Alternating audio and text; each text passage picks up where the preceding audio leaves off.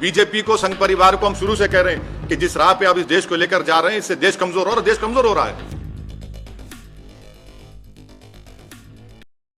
रामनवमी के दिन जेएनयू में एक ये मटन नहीं खाना या नॉनवेज नहीं, आस्था के लिए आस्था मेरी आस्था नहीं है क्या? मेरी आस्था भी हिजाब पहनना मेरी आस्था नहीं है। तो आप एक काम करिए ना, फिर जितना एक्सपोर्ट होता है गोश्त उस दौरान में बैन करिए इंडिया में। माने गोश्त का एक्सपोर्ट आप बैन नहीं करेंगे क्योंकि आपको डॉलर मिलते हैं, और वो जो मासूम बेचारा जो दिन में 100 रुपए 200 रुपए कमाता है, उसके कारोबार को आप लगाते हैं। आस्था की बुनियाद पर देश चलेगा या संविधान के ऊपर चलेगा? बता दीजिए आप। फिर मेरी आस्था क्या क्या होगा बताइए? मेरी आस्था भी रमजान है, फिर शराब की दुकानें क्यों खुली पड़ी हुई है? क्या देश संविधान से चलेगा या आस्था पे चलेगा आप? यानी आपकी आस्था सबसे इंपॉर्टेंट है और दूसरों की आस्था क्या भाड़ में जाए। आपने हिजाब की बात की तो कहा नहीं यूनिफॉर्म है, फिर यहां पर यूनिवर्सिटी में क्या गोश्त खाना क्या आस्था आ गया? कहां से देश कौन सी राह पे जा रहा है? बीजेपी को, संघ परिवार को हम शुरू से कह रहे हैं कि जिस राह पे आप इस देश को लेकर जा रहे हैं, इससे देश कमजोर हो रहा है, देश कमजोर हो रहा है। ये सरकार की जिम्मेदारी है। आप आरएसएस को नहीं जानते, हम जानते हैं ना। आपको हम बोलेंगे किताब पढ़ो।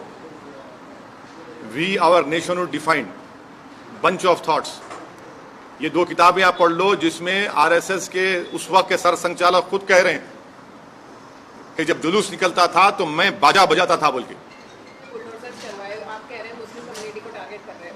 बिल्कुल। कौन से कानून के तहत आप बुलडोजर चला रहे हैं बताइए? इलीगल कब्जा था तो आप नोटिस क्यों नहीं देते? क्या इलीगल कब्जा सिर्फ मुसलमानों का है, दूसरों का इलीगल कब्जा नहीं है? बड़े बड़े जो बिल्डिंग खड़ी हुई हैं, चाहे किसी भी हो, उसका नहीं है। अगर आप इलीगल है तो आप नोटिस दो उनको या रेगुलाइज करो उनको। एक गरीब का टीन का शेड तोड़कर आपको कौन सी खुशी मिल रही है? नहीं, पूरे आसमान से आए ना, यहाँ के नहीं थे वो। नहीं, सही है, बिल्कुल से आसमान से आए थे। और जो वीडियोस जो आ रहे हैं उनके नारों के, उनके प्रोवोकेटिव बकवास के, एक जगह भी लोकलाइज जो भी थे वहां पे। हाँ, और बिहार में मुजफ्फरनगर में वहां पर मस्जिद के ऊपर झंडा लगाना। बिल्कुल। कौन रहते फिर वो लोग? कौन है? संघ परिवार। देखिए वो संघ परिवार के लोग हैं, नहीं है? आप तो नहीं ना संघ परिवार के। संघ परिवार के लोग इस देश में लो इंटेंसिटी वायलेंस करने के लोग मास्टरी हासिल कर चुके हैं। कैसे कोई जुलूस के दौरान में मस्जिद के ऊपर झंडा लगा सकता है? पुलिस क्यों खामोश बैठी थी? क्या हम नहीं देख रहे कि आप हिजाब शुरू होता, कभी गोश्त शुरू होता, कभी दिल्ली का राइट होता, कभी मॉब लिंचिंग होती है? क्या हो रहा है फिर? ये फायदा क्या होता है सर? हेट्रेड आप पैदा कर रहे हैं इस देश के नागरिकों के खिलाफ, जो एक मजहब पे चलने वाले हैं। आप उनके खिलाफ हेट्रेड पैदा कर रहे हैं। सर उत्तर प्रदेश में जैसे बुलडोजर हिट हुआ, तो ये मध्य प्रदेश में जो बुलडोजर चला, आपको लग रहा है कि इसका विस्तार है? बुलडोजर का जो कॉन्सेप्ट बना है उसका विस्तार हो रहा है? अगर आप किसी का भी घर तोड़ रहे हैं बगैर नोटिस दिए, तो वो नंबर 1 एक कलेक्टिव पनिशमेंट है कम्युनिटी के खिलाफ। सेकेंडली, अगर वो इलीगल तरीके से बनाया गया तो नोटिस देने का ये प्रिंसिपल्स ऑफ नेचुरल जस्टिस के खिलाफ है कि बगैर नोटिस दिए उसको तोड़ रहे हैं। थर्डली, आप वायलेंस को रोकते नहीं है, आपकी नाक के नीचे वायलेंस होता है और उसके बाद आप ये सब तमाशे करते हैं। तो ये घर को तोड़ना कौन से कानून के तोड़ रहे हैं घर बताइए आप? नहीं, मैं दूसरा नहीं, मैं आपको कानून की, संविधान की बात कर रहा हूं। आप कौन से कानून घर को तोड़ रहे हैं बताइए हमको? बगैर नोटिस दिया आप, ये तो जेनीवा कन्वेंशन के खिलाफ है।